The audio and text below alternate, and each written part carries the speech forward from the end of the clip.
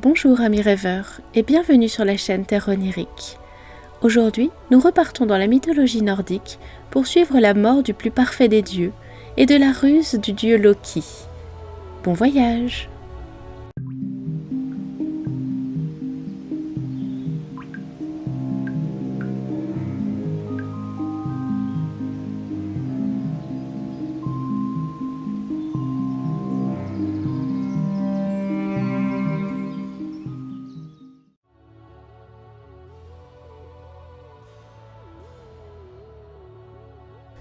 Au temps des dieux nordiques, Odin et Frigg avaient un fils nommé Balder. Celui-ci rayonnait de par sa beauté et par sa gentillesse. On disait aussi de lui qu'il était la justice incarnée. Tout édit prononcé par lui était inébranlable. Tout le monde aimait Balder et il était unanimement loué. Ou presque. En effet, le dieu de la ruse Loki était jaloux du sort réservé au jeune Balder et chercha comment se venger de lui. Un jour, une prophétie fut prononcée, annonçant la mort du plus aimé des dieux.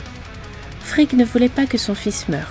Elle décida de parcourir le monde afin de faire prêter serment à toute chose y vivant. Désormais, plus rien au monde, ni la nature, ni les végétaux, les pierres, les éléments, les maladies, ni les bêtes féroces et venimeuses, plus rien ne songeait à lui faire du mal.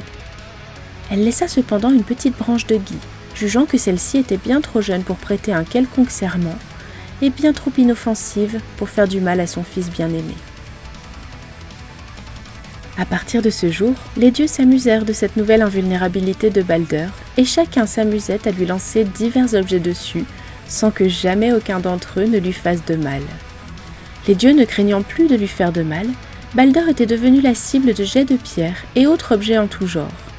Les dieux s'amusaient de le voir ainsi à l'abri de tout danger. Plus rien n'était capable de le blesser, et le dieu Loki était une fois de plus jaloux de cette gloire ainsi accordée à Balder. Loki décida donc de se déguiser en vieille femme et alla rendre visite à Frigg.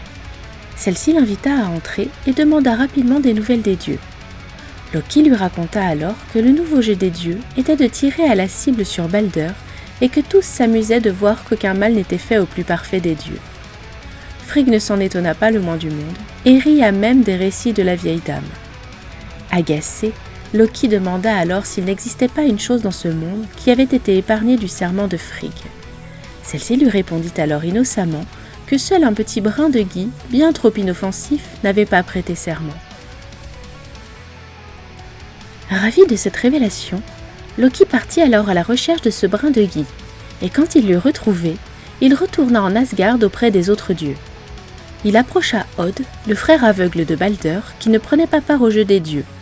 Loki lui demanda innocemment pourquoi il ne tirait pas lui aussi divers objets sur son frère Balder.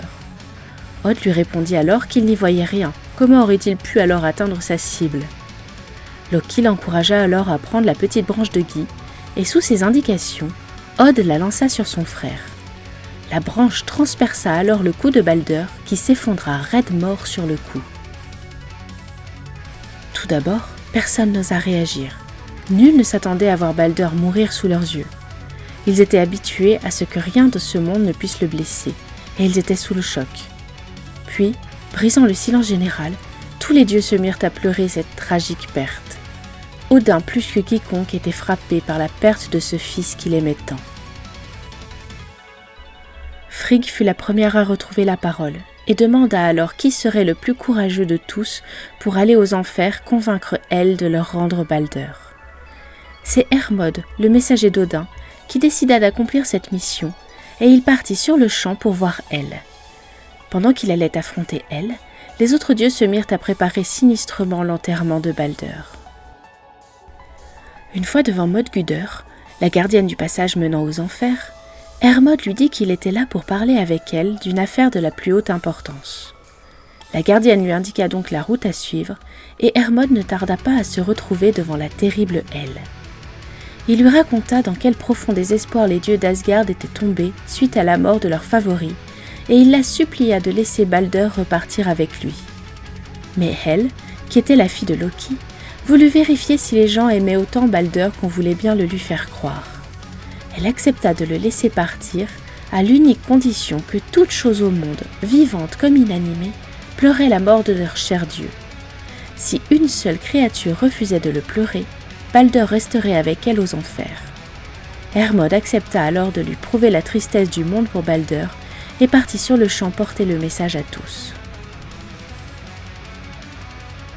Chaque fois que Hermod demandait aux gens, aux végétaux, aux animaux et même aux métaux de pleurer Balder, ceux-ci s'exécutaient tant ils étaient réellement affligés par la mort du plus parfait des dieux.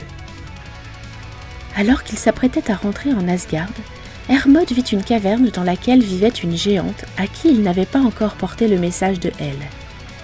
Il lui rapporta alors toute l'histoire, mais la géante refusa de pleurer, disant que la vie ou la mort de Balder ne l'importait que peu et qu'elle ne voyait pas pourquoi elle aurait à pleurer ce dieu inconnu pour elle. Ainsi, comme l'avait prédit Hel, si une seule personne refusait de pleurer la mort de Balder, celui-ci devrait rester aux enfers.